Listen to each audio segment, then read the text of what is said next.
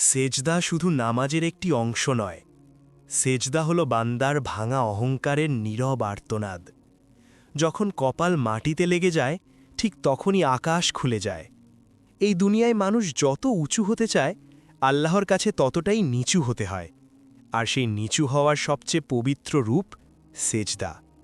সেজদায় ভাষার দরকার হয় না, চোখের পানিই হয়ে যায় সবচেয়ে শক্তিশালী দোয়া।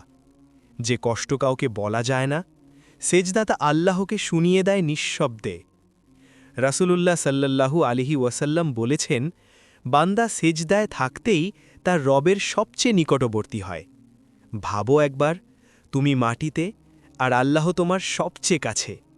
সেজদা আমাদের শেখায় ক্ষমতা মানুষের নয়, সম্মান মানুষের নয়, সব কিছু একমাত্র আল্লাহর।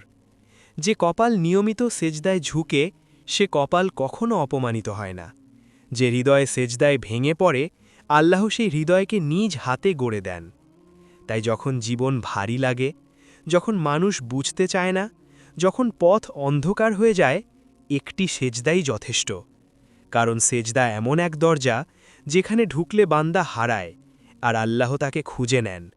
আমিন।